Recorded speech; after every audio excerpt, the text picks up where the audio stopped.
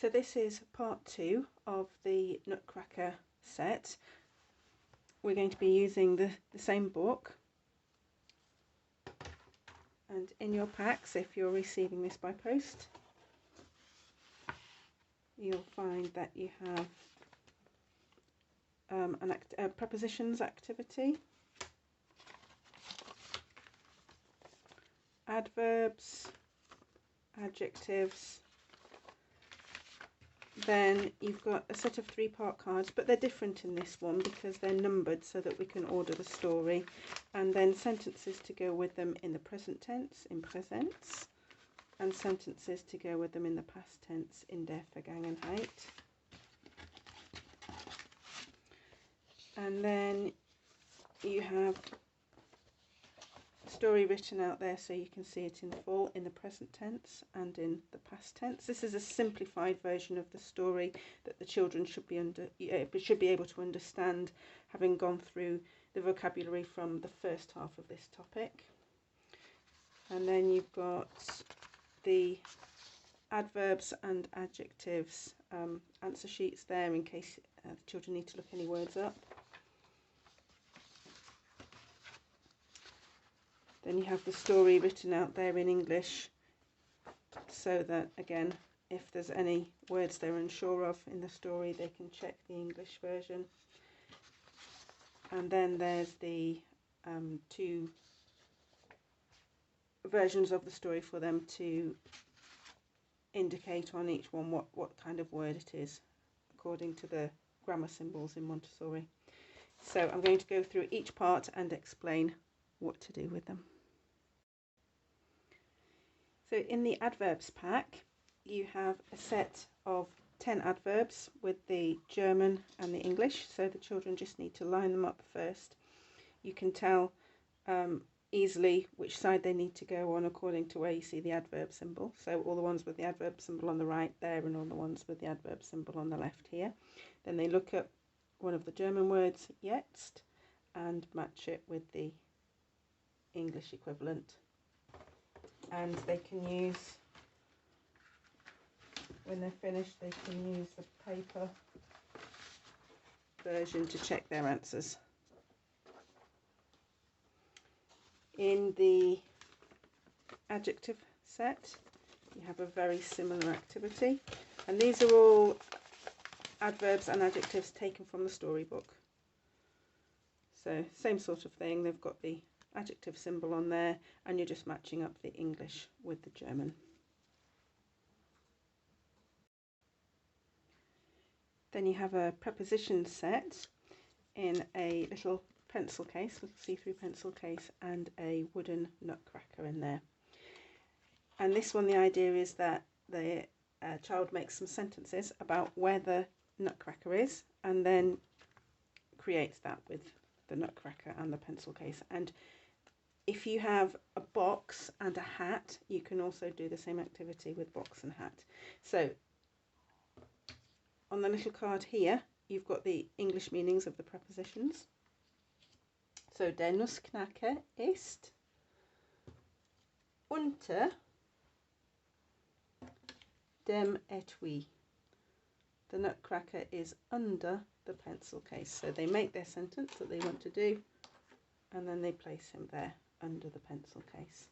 Or der Nussknacker ist hinter dem Etui, and they show him behind the pencil case. Once you've done it with pencil case, you can change Etui for dem Hut and do the same, but show where the nutcracker is in relation to the hat. And then you can change it for der Schachtel, and you can show where the nutcracker is in relation to the box. There are a couple of special ones, these 4 here, and you can see that part of the word im is written in green and part of it in blue, and that's when you use in German, and you have in dem Etui, we actually shorten the word in dem and it becomes im etui. So you can show the children that when you have in dem, you swap it for im. So it becomes im etui. And the same would apply for im Hut. So in dem Hut would become im Hut. And then if we put an dem etui,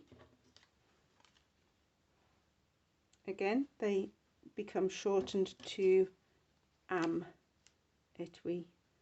So the A is in green because that's showing the preposition part, like an is a preposition, and the M is in blue because that's showing that it's an article, like dem. So that word is partly preposition and partly article, and it's just been squished together. It's just a contraction. So am etui.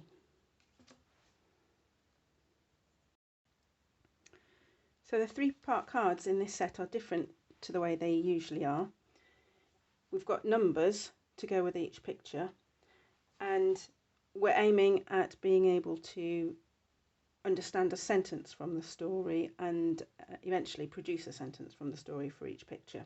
So the children will have already practiced a lot of the nouns, verbs, adverbs, adjectives and prepositions from the story, so they're going to be familiar now with quite a lot of this vocabulary and hopefully are ready to start understanding some of the sentences in a bit more detail.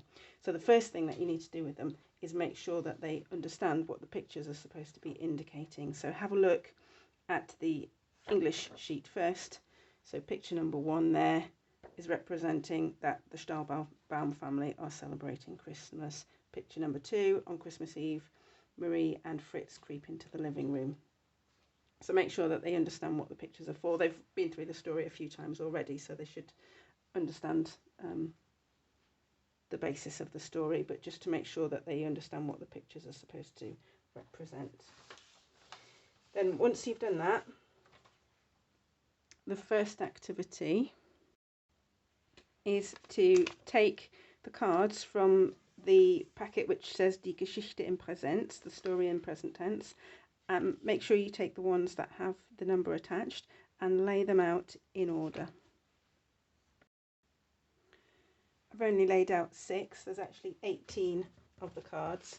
It's just that I don't have enough room to lay them out on the table so that you can see all of them, but they can lay all of them out, or if you think it might be more manageable for your child, you could just start with a few of them, as I have done here. You can see how confident your child feels.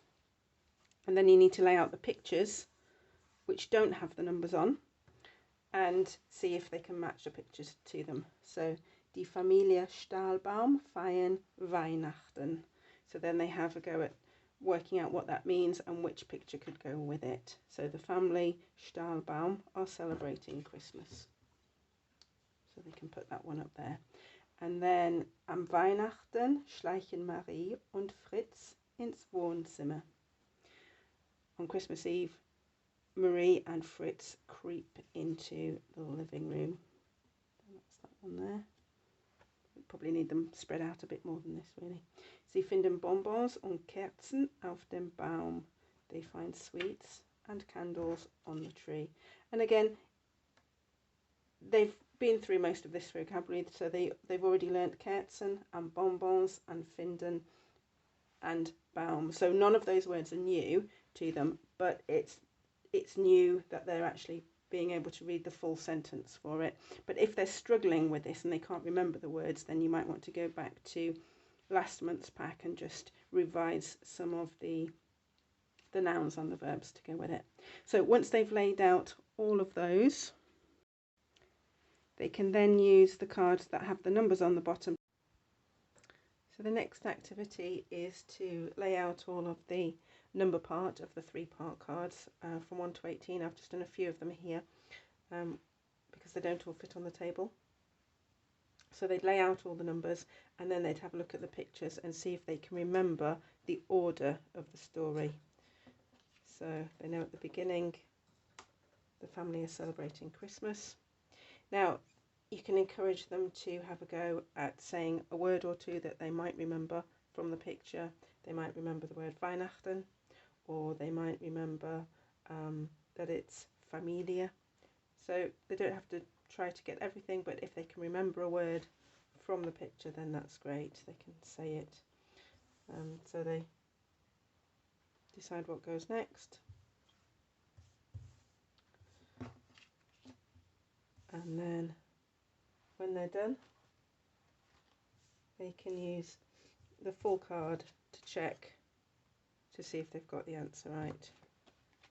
And they'll be able to see from the numbers if they have actually got them in the right order.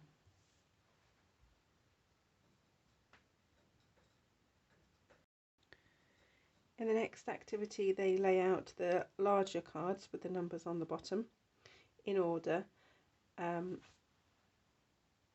they lay them out downwards this time because they need to have space next to them to put the sentence card in. So they've laid them all out in order, and then they have a look at the picture and they try to find the German sentence that matches with it. So the first one, they find Die Familie Stahlbaum feiern Weihnachten, and then am Weihnachtsabend schleichen Marie und Fritz ins Wohnzimmer, etc. And they keep going, and then when they're done, they can use the cards with the numbers on and check if they've got the right sentence for the right card.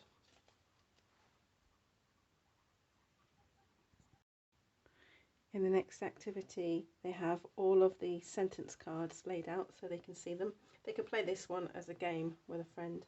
Then they turn over one of the pictures and they have to try to find the sentence that goes with it. So it's similar to the last activity, but this time they're not in order, so it makes it a little bit more difficult. So they find the sentence that they think goes with it, and then again they can use the longer sentences with the numbers on to check to see if they've got the same number, if they've got the right sentence.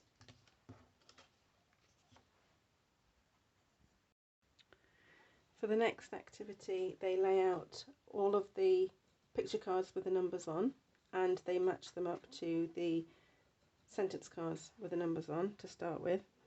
And then the idea is that they'll read through all of the text from each picture, so they've got the whole story, and then they'll have a go at seeing if they can remember them. So they can turn one of them over and then see if they can remember the sentence that's on there. So you can encourage them that they don't need to be able to remember every single word, or their sentence might look a little bit different to this one, but the aim is just to see if they can put together a sentence about the picture. So they would just say Die Familie Stahlbaum feiern Weihnachten, and then they turn over and have a look and see if they've got it correct, see if they've got something similar to what's on there. They should be getting quite used to some of the vocabulary now, and they'll know most of these words anyway, but it's just whether they can put them together in a sentence.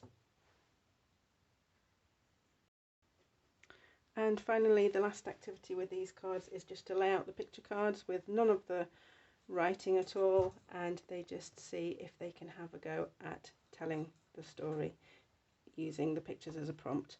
So Die Familie Stahlbaum feiern Weihnachten, zu Weihnachtsabend schleichen Fritz und Marie ins Wohnzimmer. So they have a go and see how much of the story they can tell as much as possible. And again, just tell them not to worry, it doesn't have to be exactly the same as the words on the card, but just to see if they can manage to say something for each picture.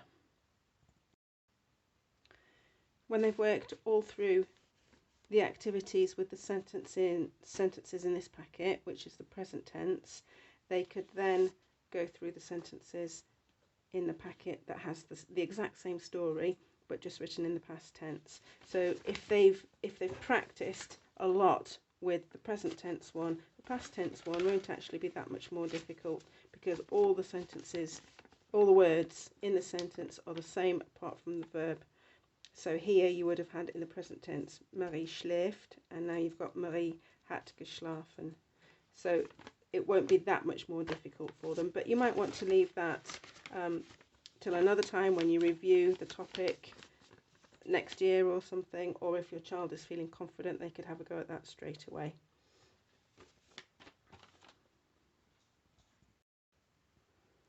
For this next activity, we're going to be marking the Montessori grammar symbols onto a copy of the story. So in your pack you've got one in the present tense and one in the past tense. It might be worth photocopying those so that you can use them more than once, or I can also post them onto the Facebook page so that you can download them. So you want to start off with the one in the present tense, and you'd be doing this after your child has had quite a bit of practice with working through the sentences. Your child will also need to know most of the Montessori grammar symbols, or at least know what the different parts of grammar are, and have a sheet in front of them showing what each symbol is in Montessori if they're not used to the Montessori symbols. And your child needs to be able to be quite confident at reading to do this.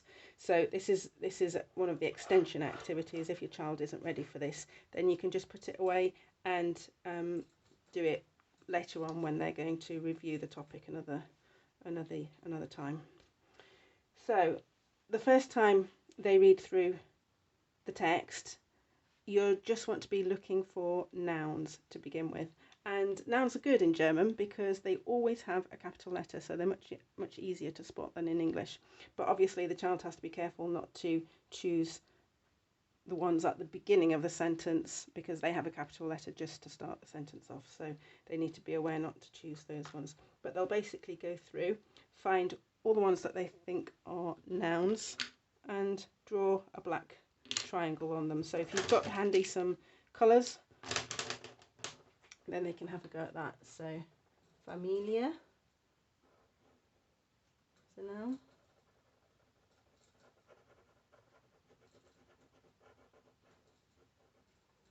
Stahlbau is also a noun.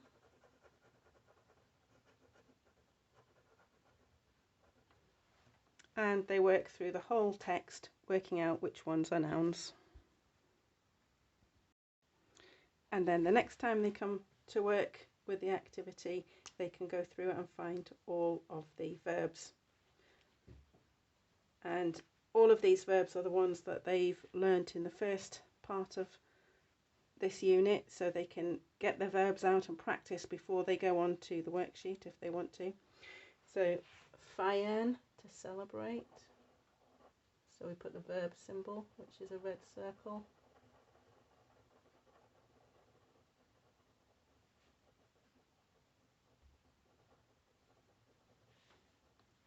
And then they go through the whole of the text, putting the verb symbol onto all the verbs. And then the next time they do it, they can get the sheet out again on a different day, and they can work through all the different parts of the sentence.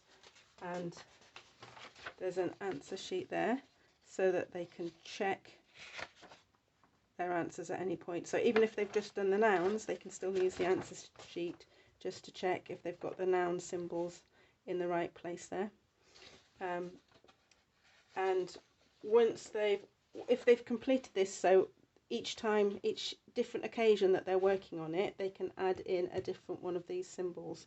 But when they come back to it at a later date and they're more confident, they could just sit down and go word by word and actually put the symbol one after the other through the sentences. So that's the next way to work with it if they've already done it once this way. So they can use each one twice basically. Just to point out these ones here, we don't have this in English, but in German they sometimes shorten words like an, dem, on the. So you've got the symbol for the preposition and the symbol for the article there. So they just put the two symbols together above that word because it's actually a preposition and an article joined together. So there's just a few of those in the text. And then they can do the same thing with the past tense version of that as well.